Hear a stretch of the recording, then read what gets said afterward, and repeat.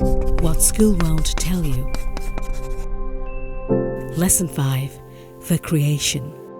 Hi guys!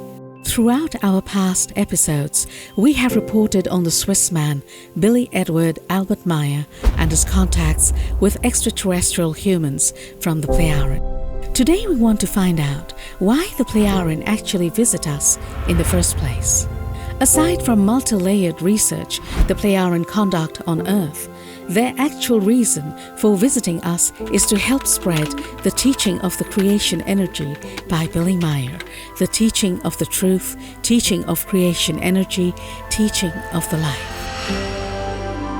The teaching of the life refers to all aspects of human existence, conscious and complete mental evolution, virtues, the development of personality, character, the proper way to live, but also to interpersonal relations, partnerships, and much more.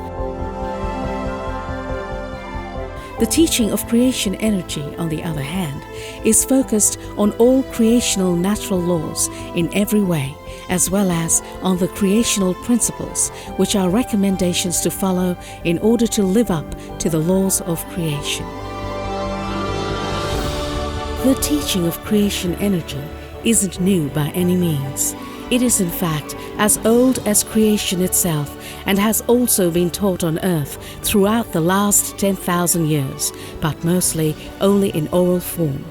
The few written records which existed over centuries and millennia have been viciously falsified, which led to sectarian religions and blood deeds, as well as to legendary mysteries which unfortunately survived to this day.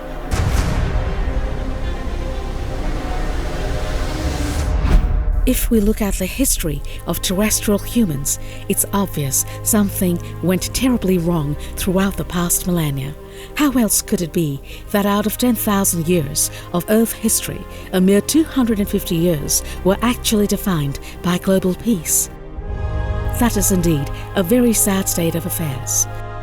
We live in a constant state of discord, and the major blame for this falls on religions. Keep in mind that various religious writings like the Bible, the Quran, the Torah, thus all so-called holy books, have never actually been written by their respective heralds and prophets, but often centuries later by any random scribblers. They relied on various legends, fairy tales, and teachings which have been continuously altered and falsified through the course of millennia. They were reinterpreted and intermingled with falsehoods. Through these holy books of lies, people were forced into a blind obedience, which causes hatred, discord, jealousy, deceit, lies and slander, murder, torture, injustice, manslaughter, death penalty, violence, physical and psychical Gewalt, Ausartung, child abuse, destruction and elimination, as well as war and terror, thus causing immense misery and disaster. A so-called benevolent God who is supposed to love his people just so he can plunge them into eternal fires whenever he feels like it, serves as a deplorable example for people to also spread discord and terror of all kinds. The concept of an all-ruling, all-directing God, however, could not be any more irrational, but serves only to enslave the consciousness of the human being and to impede or prevent evolution. On March 14th, 2018, during the 705th contact, the Plejaren girl Bermuda, who has studied Earth religions in great detail, has spoken the following words on this subject, which couldn't be more to the point. For us it is incomprehensible that such a delusion can be indulged in, which is so confused and so far from the truth and reality that even a human being who is severely limited in consciousness must recognize the nonsensical nature of such an irrational belief. Our incomprehensibility in this respect relates in a special way to the Christian religion because, with its story of lies concerning the resurrection from death, It surpasses all conceivable nonsense to such an extent that not only a human being who is severely small-minded in consciousness must recognize the nonsense of such an irrational belief, but even one who is a slave to lunacy and completely devoid of all intellect and rationality. The fact that undisguised hatred and fantasies of Gewalt also arise from this story of lies, are spread and subliminally influence the lives of believers in Christ and determine their actions and deeds, is an inevitable consequence when their hatred breaks through openly and demands revenge, as for example in disputes or quarrel and war. This deviant or perverse and overgrown or proliferate faith in Christ corresponds to a very special delusion of which every human being who believes in Christ must be ashamed, because this faith contradicts everything that is reality and truth, common sense and conscious rationality, and thus the values that every modern and knowing human being on earth should strive for and represent or advocate.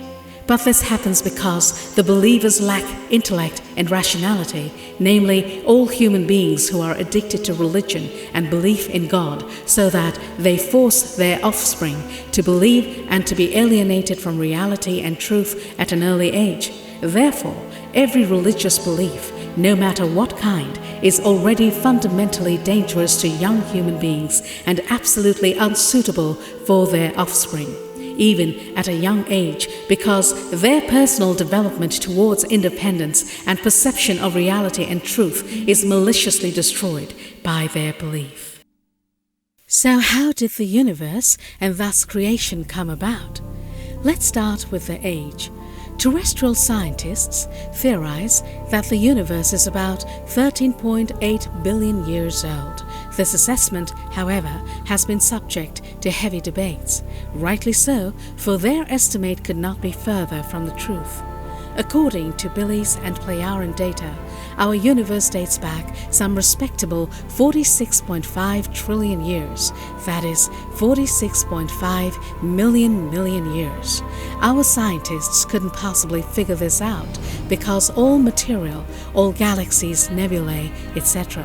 renew themselves continuously every 49 billion, that is 49,000 million years. The universe has originated from the timelessness of the endless duration of the absolute nihilo, and through the endless energy of the nihilo, of the absolute nothing, an energy impulse has been created by which a tremendously strongly compressed mu, a most tiny mu iota, came about. This formed itself over the endless duration of the nihilo to a tiny energy globule which evolved in the further nihilo perpetuity to an equally tiny egg-shaped creation particle.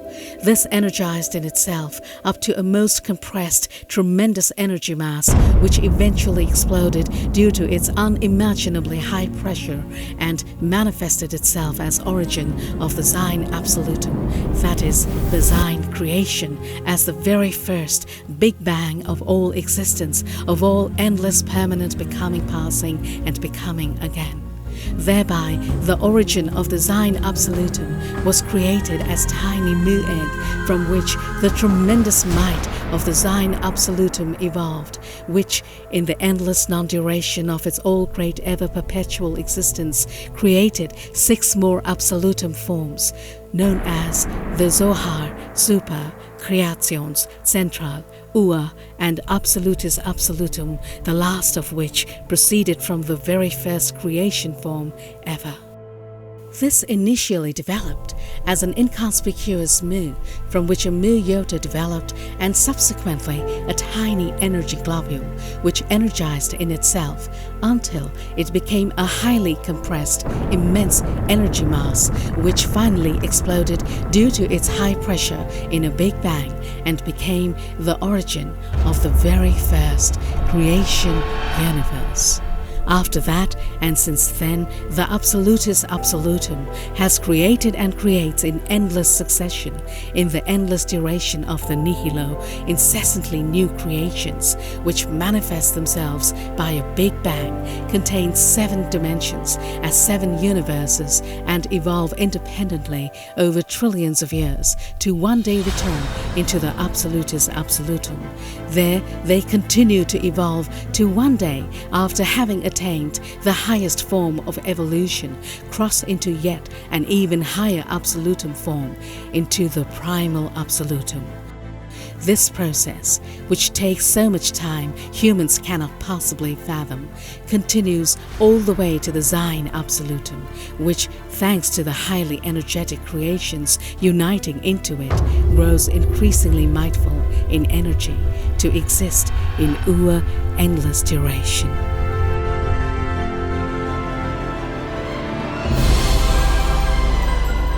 The energy of the creation, which proceeded from the Absolutus Absolutum, corresponds purely to its own creational energetic nature, which it created from in itself, yet relates back to an energy impulse of the nihilo, that is, of the absolute nothing.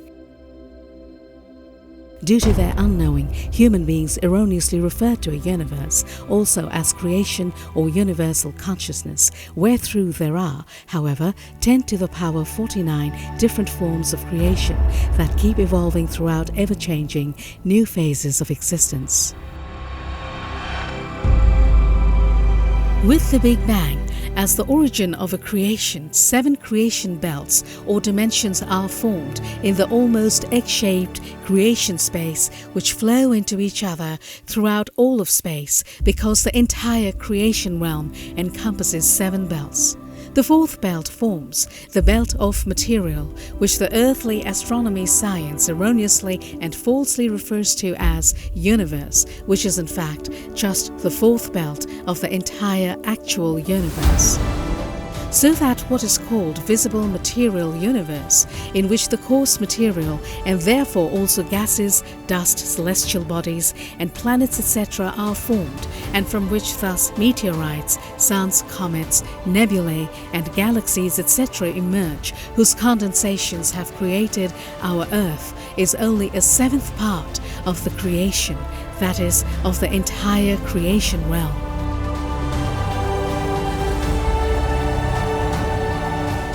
And the formation of all of this in its entirety is a creational natural energy process, which has absolutely nothing to do with a creator God, but just with creational energetic physical and material physical laws and processes, which are physically and chemically based and can also be explained in this way. The creation exists as autonomy in itself, and is, if one may be calling it that, according to human understanding, so to speak, responsible for the universe, everything existing in it, and hence also for all life. It is the most immensely or gigantically and largest mass of energy and power which a human can possibly imagine. The creation is the being and non-being of life. It is the most immense mass of creational energy that can possibly exist. It is highest energy in purest form and unmeasurable in its power. Even though the creation is the relatively absolutely developed human beings know or think they may know, it must relatively absolutely fulfill itself relentlessly and keep evolving. So the creation creates incessantly new tiny fullness of creational energy, which as particle of creational energy individually gives life to every life form, no matter what species. Now the particle of creational energy has to fulfill its mission by relentlessly providing life energy or life power to the life form it has been assigned to throughout countless rebirths, until this life form has advanced its evolution to such an extent that it has developed the highest possible energy it is able to ever attain. If it has reached this highest attainable evolutionary energetic aggregate state no sooner than after 40 million years, then the particle of creation energy transforms itself as by a human being's self-attained, evolutionized part into the total mass of creation energy. If this has happened after countless lives and many millions of years, then the part of creational energy unites one day with the creation itself. That is, with the entire creational energy, and again becomes inseparably one with it, where through the creation itself relatively absolutely fulfills itself further and becomes more and more enormous. At the beginning of their existence and their evolution, human beings are completely unknowing and incapable.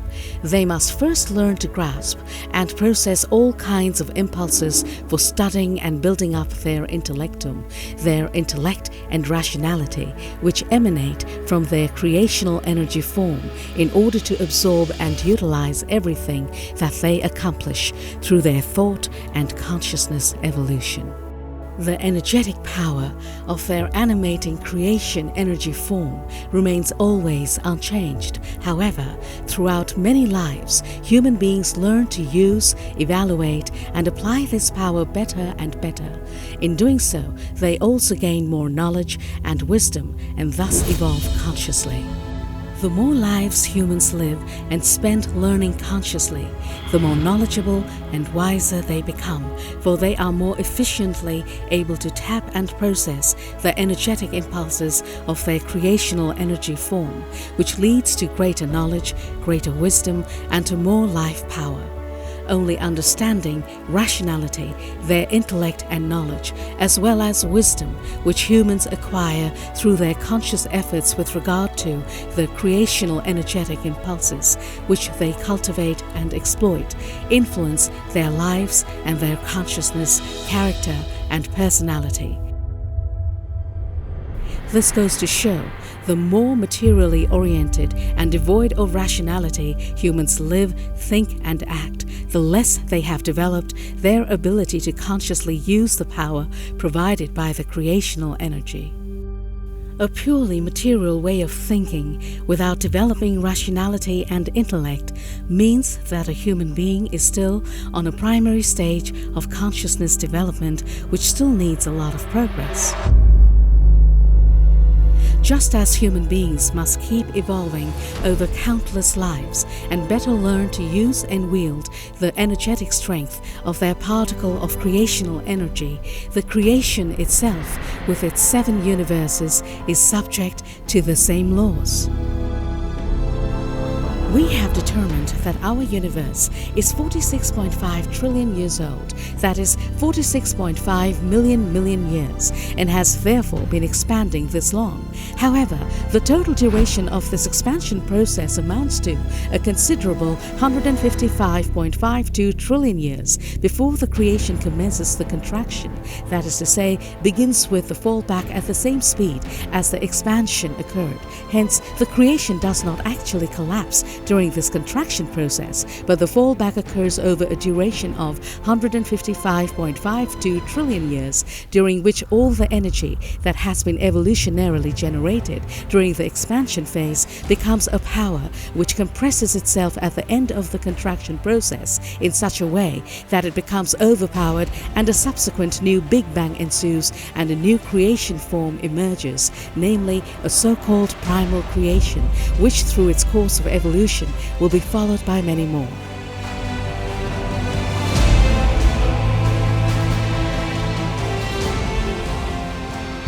So the expansion, which has begun with the Big Bang and its subsequent contraction, lasts 311 trillion years. This time is known as the awake period of the creation, which is naturally followed by a slumber period. When the creation goes to sleep for the first time, it does so for the same duration as that of the first waking period, namely for 311 trillion years. That is 311 times 10 to the power of 12 years. The next awake period of the creation then lasts 7 times as long as the previous one, that is 2177.28 times 10 to the power 12 years, whereas the following slumber period likewise amounts to 2177.28 times 10 to the power 12 years. It goes on like that in sevenfold form, while the duration of the awake and slumber periods of the creation keeps increasing sevenfold. This first sequence of the 7 awake and slumber periods, which amounts to a total duration of 85,384,834.56 times 10 to the power 12 years, is referred to as the Ur all-primal first creation, or just lowest creation. After the creation has evolved over this period of time, it develops into the primal creation, which again goes through 7 awake and slumber periods, whereby also their duration always increases sevenfold. After that, it evolves into the central creation, according to the same rules. This process repeats itself in further consequence 10 to the power 49 times, before the creation enters the absolutus absolutum. It is therefore quite apparent that the law of becoming and passing, of cause and effect, is given from the very beginning. We can observe this phenomenon everywhere in nature, be it the blossoming and passing away of plants, the perpetual rhythm of day and night, as well as the constant change between life and death.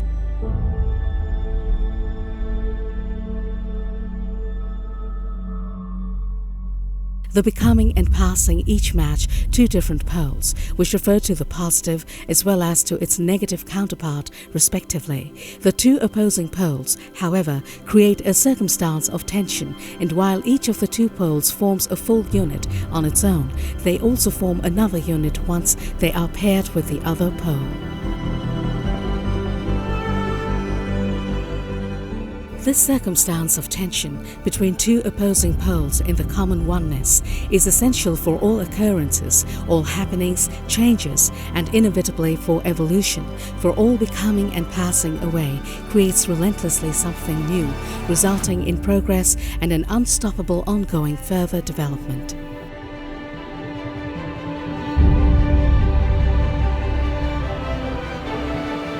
A permanent striving for evolution is a creation-given task and duty of any human being.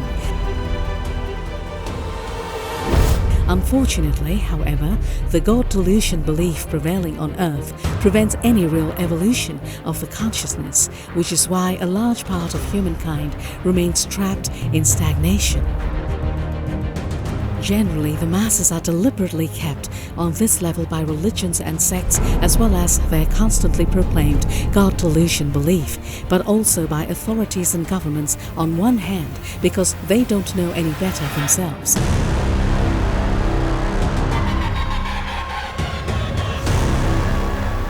On the other hand, also because humans can be easily manipulated, enslaved, and suppressed this way.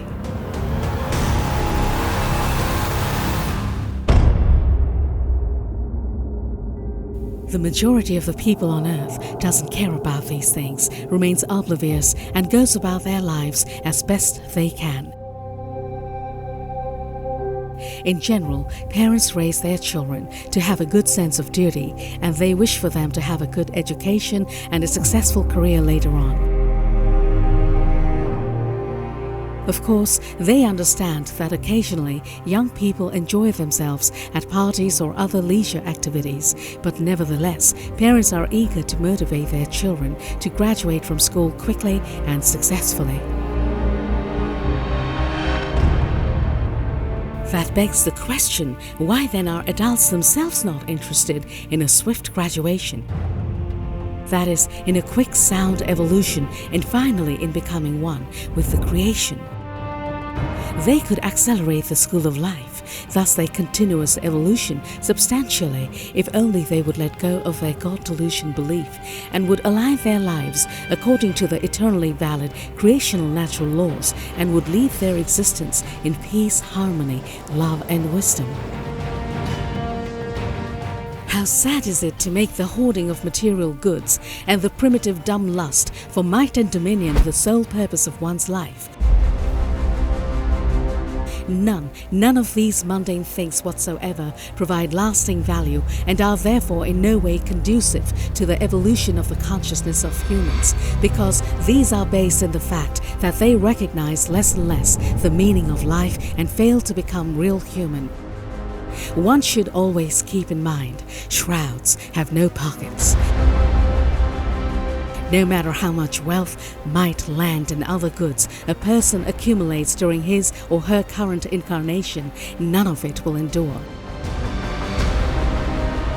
Only the evolution of the consciousness, the increased development of one's own power of consciousness, as well as the growth and expansion of rationality, intellect, knowledge, wisdom, a respectable personality, a good intellectum, and a valuable character will always benefit a person in future lives.